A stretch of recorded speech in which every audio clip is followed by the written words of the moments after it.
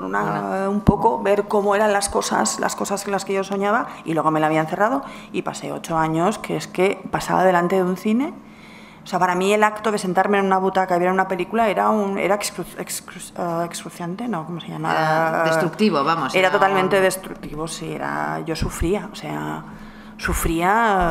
seguía yendo mucho al cine, sigo yendo mucho al cine, pero para mí ver dirigido por yo que sé quién era la prueba palpable de lo que yo nunca volvería a hacer, de lo que podía haber hecho y tal. Es que yo me tomo las cosas muy a la tremenda. Es horrible todavía ahora, ¿eh? Es espantoso.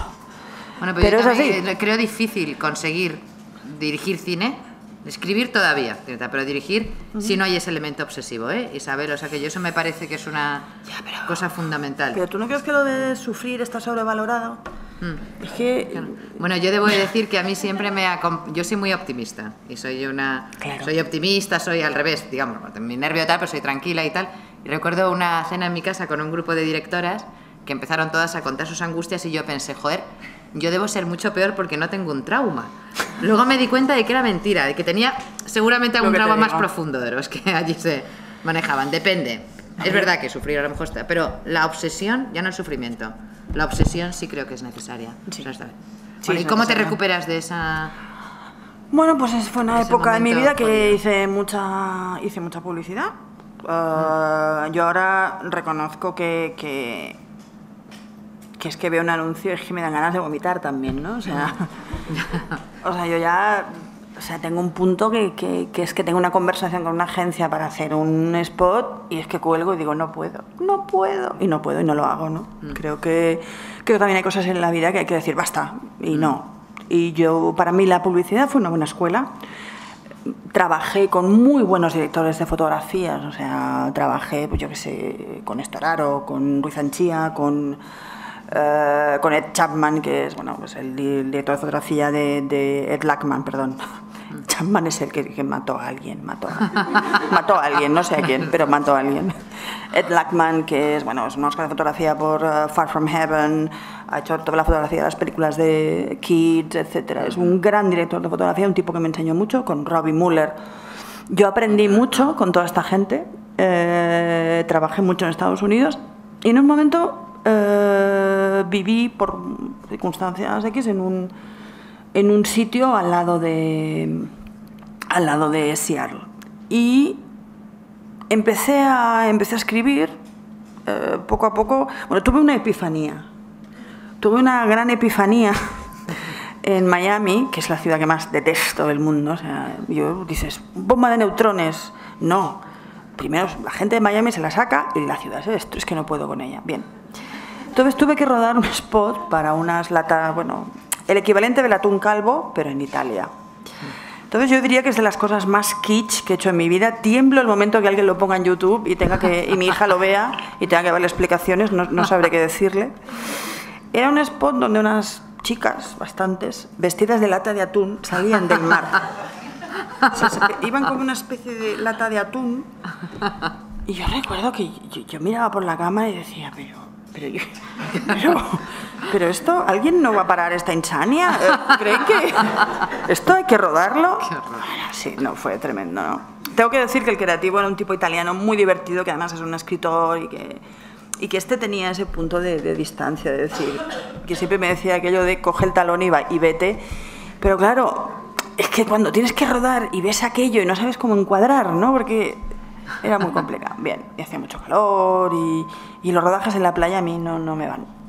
En fin, recuerdo que después del rodaje de ese día de pesadilla, estábamos en la parte esta así tan hortera, Ocean Drive, en un bar que siempre íbamos porque había una agencia de modelos encima y a este amigo mío, a Maurizio, le encantaba ver a las chicas con los portfolios y tal. Entonces nos sentábamos allí y él veía a las chicas y yo pensaba en mis angustias, en mis cosas y en quién demonios me había convencido para hacerlo de la lata de atún.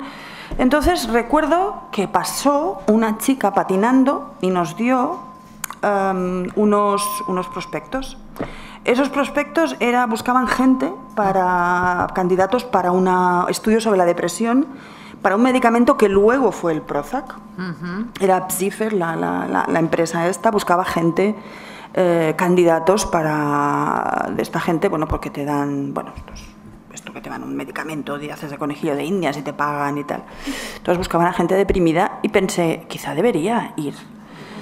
Pero no fui porque al día siguiente nos íbamos de Miami, pero me llevé el prospecto ese y entonces de vuelta a Seattle empecé a darle vueltas al folleto este, ¿no? Y empecé a escribir cosas que nunca te dije, ¿no? Cosas que nunca te dije corresponde a un momento en que yo vivía en Seattle, vivía en una casa que éramos 14, que era una casa muy grande con muchas goteras y había gente muy variada, gente que hacía videoclips, gente que, no sé, el tipo que luego hizo, que luego escribió Reality Bites, había mucha gente, ¿no? Entonces yo empecé a escribir sobre la gente que conocía, ¿no? Sobre las historias que me contaban, sobre las historias que yo había vivido allí.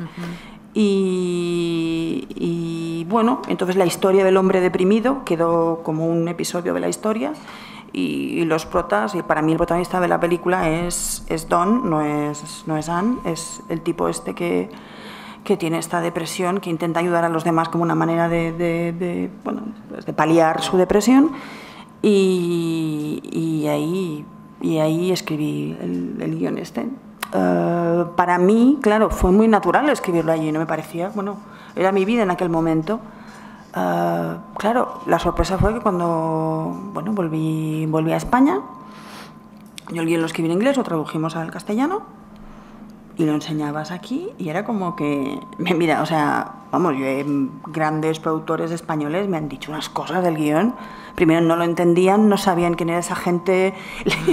Lo mejor fue cuando un gran productor español, el gran productor español, me dijo, Häagen-Dazs, ¿y esta mierda qué es? Un año después Häagen-Dazs estaba en todo el planeta y en todo el mundo y todo el mundo se pirraba por el cappuccino con motion de los cojones, ¿no? Cada vez que lo veo se lo digo. Es una pequeña venganza. Entonces, claro, para mí eran cosas que eran mi vida cotidiana, me parecían muy normales. Aquí era como que hablabas de algo que no, pues no sé. Y evidentemente, pues no, bueno, ni ninguna televisión entró, no nos dio ninguna subvención, no encontramos a nadie. Todavía era un momento que algunos productores invertían, ¿no? A nadie, ninguno. Entonces, pues bueno, decidimos pues tirar para adelante, hacer la película con el dinero que había ganado con un socio mío en la publicidad y bueno, y se hizo la película. Yo empecé con $400.000. Conocí a una directora de casting, que soy una persona que es una gran colaboradora mía, que dijo, yo muevo el guión y te consigo actores, y yo tenía un punto de obsesión con Lili Taylor, no tenía ningún punto de obsesión con Andrew McCarthy. De hecho, cada vez que ya nombraba a Andrew McCarthy, yo era como, pero ese es el de este muerto, está muy vivo, ¿no? Lo cierto es que hicimos muchas pruebas y Lili enseguida dijo que sí, se apuntó. Y Andrew también hizo una prueba magistral, hizo todo un... Me acuerdo que se aprendió las 4 primeras páginas de la voz en off y las dijo exactamente en esa especie de habitación vacía desde que uno habla. Y a pesar de Este muerto está muy vivo y Pretty in Pink y todas estas películas que hizo, que le hicieron un ídolo juvenil, pues se ganó el papel, la verdad. Una actora estupenda. Y así fue. Claro. Oye, cuando lo escribiste tú decías que te basabas en lo que estabas viendo alrededor. Sí. ¿De lo cual tomabas notas y eso, no? ¿O era una pura recreación? No, tomaba notas. De hecho, yo creo que los años esos de travesía del desierto, los 8 años, tomé notas, muchas cosas que luego también salieron en cosas que nunca te dije, ¿no? Notas de, pues eso, ¿no? Esas cosas de las diferencias entre felicidad y alegría, de cómo uno vive una ruptura, cómo de repente tú has tenido una relación con alguien y te parece que no, que está bien, pero piensas que eso no es el auténtico amor, que el auténtico amor es otra cosa, y de repente esta persona te dice que no te quiere y descubres que sí le quieres, o que sí, o es más poderosa esa soledad que sientes que la pena que te inflige el otro ya no te quiera, ¿no? Todas esas cosas sí que había tomado muchísimas notas, sí. Pero para mí la eclosión, el momento ese, y me costó mucho escribir, quizás de los guiones que más me ha costado escribir, por la sencilla razón de que yo, en mi cabeza, yo era alguien que no valía, que había